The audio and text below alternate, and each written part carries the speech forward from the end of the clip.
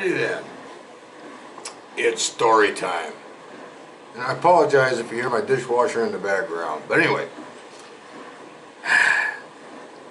for those of you who don't want to listen to me ramble and get off topic and all that other stuff 100 times, I'm going to cut to the chase for you and tell you the gist of the story.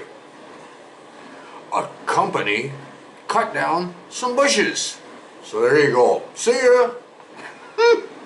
Now for the 2 or 3 of you there to the left that want to hear me ramble and go off topic 100 times, you're in for a good story. And this is gang stalking related story. So anyway, and I'm here with my storytelling rooster. That's some good stuff. When you taste real beer, you don't want to drink any of that Budweiser and Coors shit anymore. Anyway, I put a sufficient lag time in a lot of my videos. Now this story that I'm going to tell you happened yesterday, but the background on it happened many months ago. My company outgrew our huge warehouse and we moved to a brand new warehouse.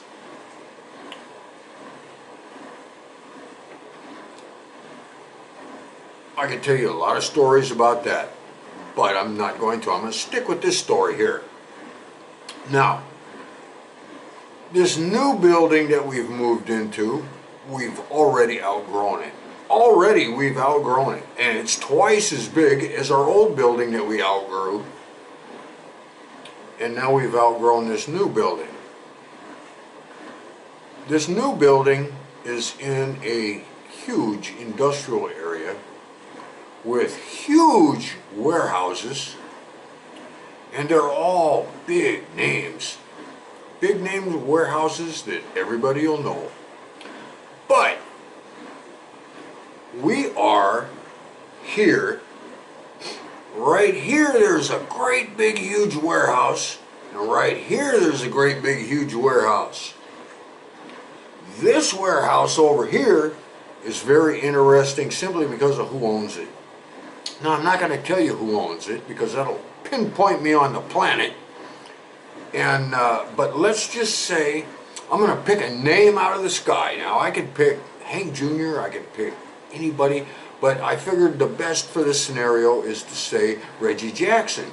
This is a huge warehouse with like 100 dock doors where Reggie Jackson stores all his cars. Okay, now that is not the truth because I'm not going to tell you who really does have that building. Rent it, own it, lease it, buy it, whatever they did. I don't know. But it's unique on who owns the building. That's what makes it interesting. Big deal, okay. And if I told you the real owner or the real occupant, you'd go, oh, that's nice, okay. You know, big deal, let's move on. Okay, so that's the only interesting thing. But the thing is, my bus stop is right in front of that building, with my point. Now, this building next to it, you know, something's funny about it. Don't know what's funny about it, but something's funny about it. And we've been there several months now, and I've, you know, checked out this building a little bit. And, you know, there's a difference in security. There's hidden security that you can't see, and it doesn't seem like it's security. And then there's obvious security. Barbed wire, razor wire, you know, that kind of shit. This building next to me has hyper secure hidden security. Now,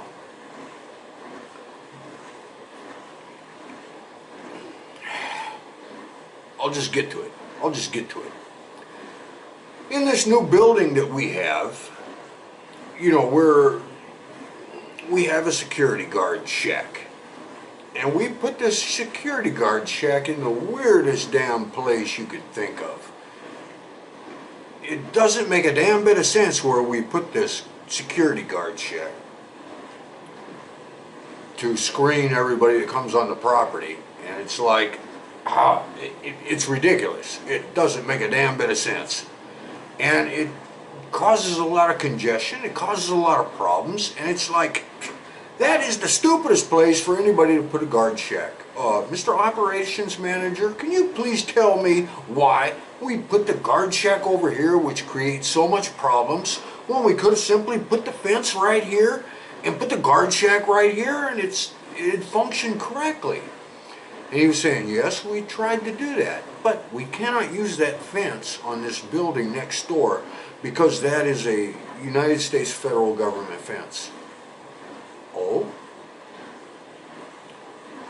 The signs all along that fence say, private property, no trespassing.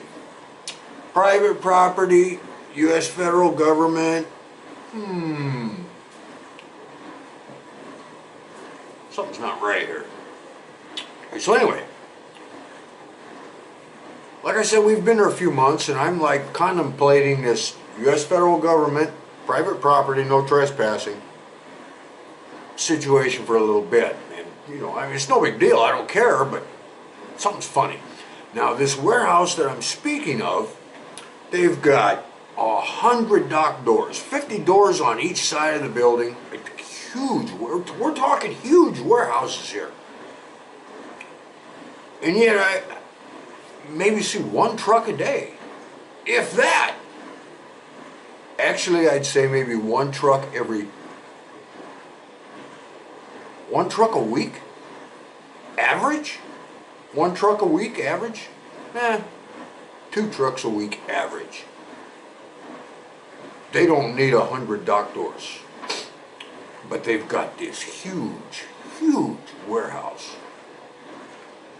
And it goes up several stories. I say it's probably, you know, if it was an apartment complex, it'd probably be 3 stories high. It's got windsocks on it for landing helicopters and shit. It's got more than one. It's got like 8 of them up there.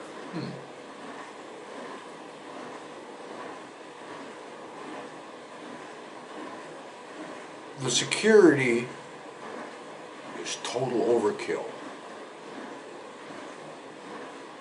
One day I came to work and I saw they had some activity going on over there. I just arrived, got out of my friend's car, and I see a whole bunch of officers over there with rifle vests on.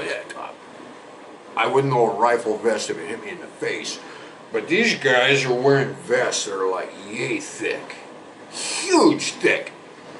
They've got cars out there, they got big trucks out there. They've got all their guns on and everything, the ones that strapped to their knees and all that other kind of shit.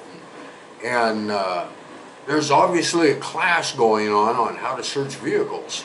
They've got their mirrors on wheels, and they've got cameras on wheels, and they've got their little creepers, like a mechanic's creeper for growing underneath, and they got jacks, and they got everything. And they got these cars' trunks and engine hoods and doors and everything open. And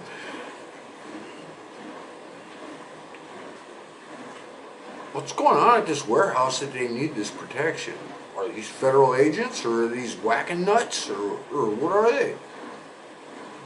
Because I know whacking nuts do a lot of protection at government facilities. I'm wondering what's going on here.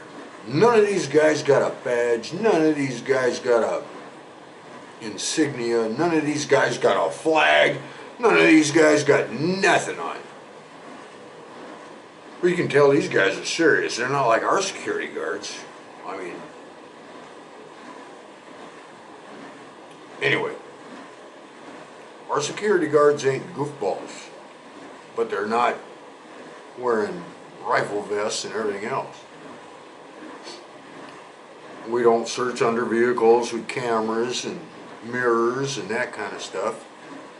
So anyway, another thing that when I got to looking at the security of this company, it is very, very covert, under the radar security. Now, we're not allowed to use their fence because it's a federal government, U.S. federal government fence. And I'm looking at this fence, and it's got a concrete wall base. Then it's got square, like, what's that, probably inch and a half square tubing that goes up to the top. And then at the top it forks off into 3, and all of these are razor sharp points. These are razor sharp points that spread off, and then from there like that, it's like this. So anywhere you try and grab, you're going to grab a razor sharp point. I can tell you right now, you could not drive a car through that fence. You could not drive a car through that fence.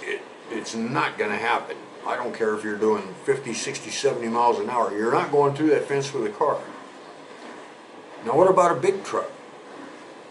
Now a big truck, you would think would make it. But what happened is, they've got that elevated, they've got the curb down here, they've got this little hill going up, and in between, up to the concrete wall of the fence, but they've got boulders embedded into the ground, all around the building, all around the fence.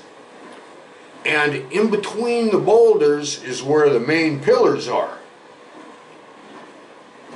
You're not going to get through that fence with a big truck either, because the momentum is going to be stopped, the inertia is going to be stopped by the curb, then the boulders, and then when you do hit the fence, it's going to push you up, not, you can't go through. It's not going to, that's what I'm talking about, invisible security. Now, that's the sides and the back of the building. The front of the building. Okay, at the very, very end of the building is where the entrance is, the only entrance onto this property. Going through there, you just look at it and know, unless you have to go in there, you're not going to go in there. These guys are going to ask for way more than my driver's license. These guys are probably going to fingerprint me, take me into a back room and interrogate me. Why do you want on this property? Who sent you? And this kind of other stuff like that. You're not going to go onto this property and say, hey, I want to apply for a job. Everything about this company says go away, don't stop here. Now when you get to the front of the building where the little tiny office part is, I mean, like, there's never more than 20 cars on this property at all. There's never more than 20 cars on this property, and 9 of them are security guards. The front of the building is covered. The front of the building, when you drive by, you can't see anything because there's nothing but bushes and trees, and these bushes and trees are meant to cover the front of the building. You can't see where the entrance is. You drive around the side, you see some dog doors, and then this ominous looking, scary looking guard entrance. Cameras everywhere. They've got cameras down on license plate level. They've got cameras here at face level, cameras up above, cameras on this side, cameras here, cameras there. There's mirror finish on the windows of the guard shack. There's huge spotlights staring at you. It's, dude. Anyway, this is the building I'm next to. And this really bothered me on federal government, private property, that kind of stuff. And I started researching this. I found out the building is, I don't know who owns it, the company. There's a company name on this building. And this company name is none other than, there's a company name. Who owns this company? None other than the Rockefeller Foundation. That's who owns this company. Now this is not a company. 20 people, 10 of them are guards. This is a warehouse. This is a storage facility. When you get up high enough, like on the freeway that goes by nearby and that kind of stuff, when you get up high enough, you can see this thing has huge commercial refrigeration units up on top of the roof, along with these windsocks. this is a storage facility for something. Well, anyway, I went to the original, not the original site, but the home site. And lo and behold, what do you think they have in this facility?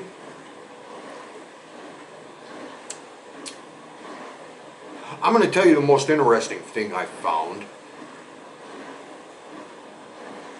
They have the Zika virus in this facility, freeze-dried. If you're a non-profit company, you can buy it for $485. If you're a for-profit company, you can buy it for $515.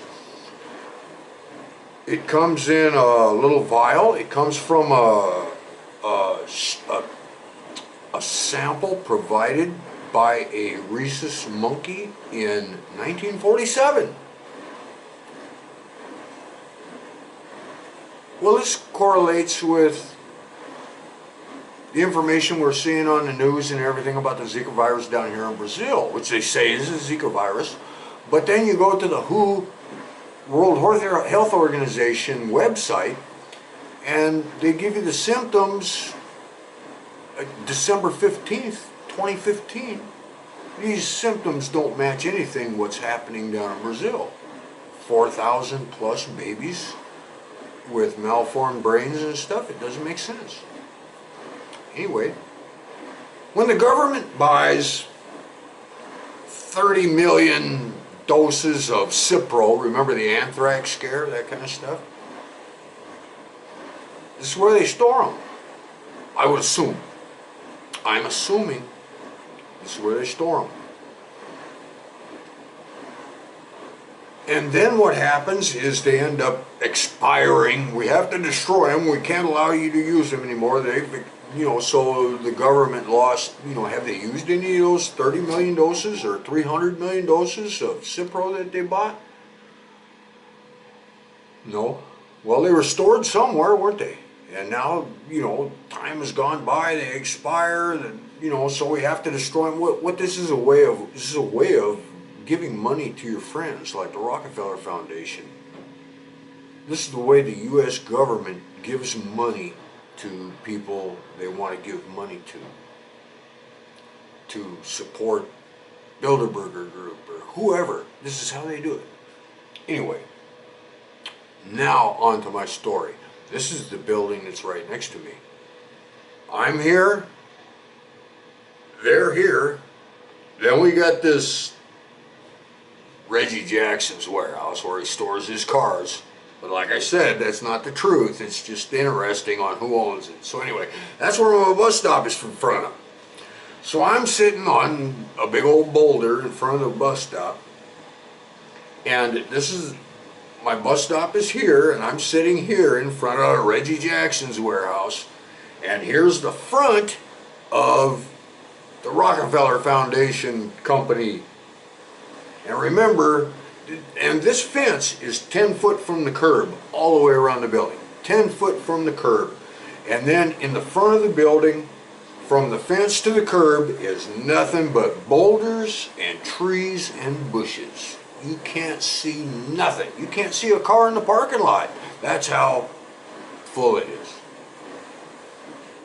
I'm sitting on a boulder there waiting for my bus. And I don't have a whole lot to look at.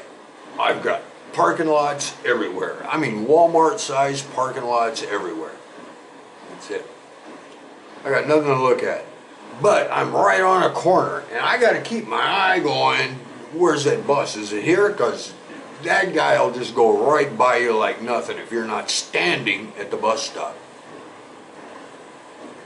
So I'm standing there, but I mean, I got to have something to look at. Plus, I'm looking down this way because this is where I came from, and I want to see if any of my fellow workers notice me, going to pick me up and give me a ride. But no, that doesn't happen. So I'm looking both ways, looking for my bus this way, looking for some kind of activity, because this is a dead end almost down here. Nothing comes down from this way except for the bus.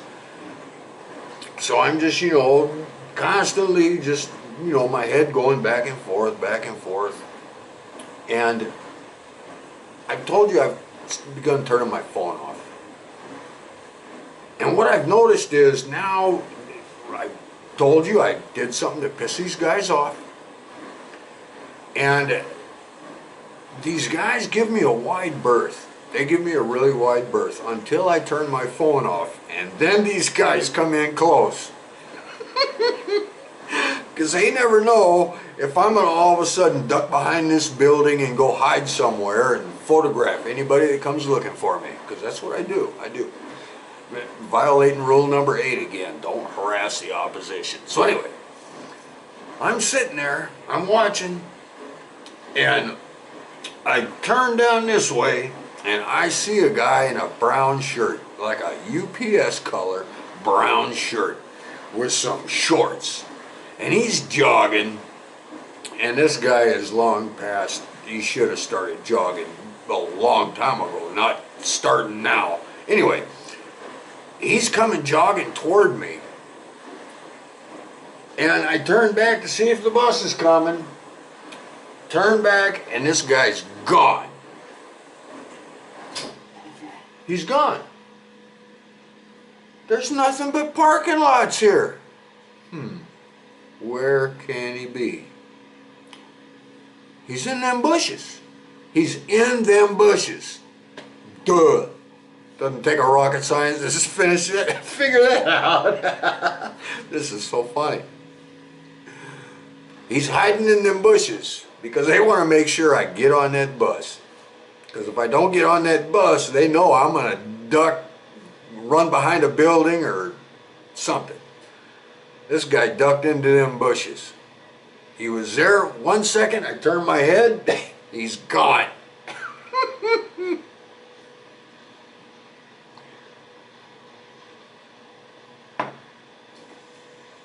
Yesterday, I left to work and I'm walking to the bus stop.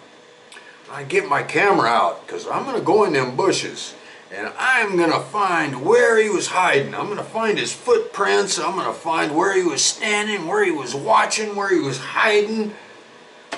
I come around the corner. This company cut down every bush, every tree. There ain't nothing higher than 2 or 3 inches. Nobody's ever going to be hiding in them bushes again. This is so funny to me. They saw that guy. They saw that guy hiding in the bushes, and they solved that problem right now.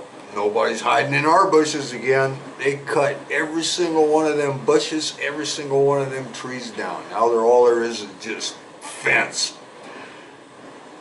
Hope that helps. Talk to you later. Bye.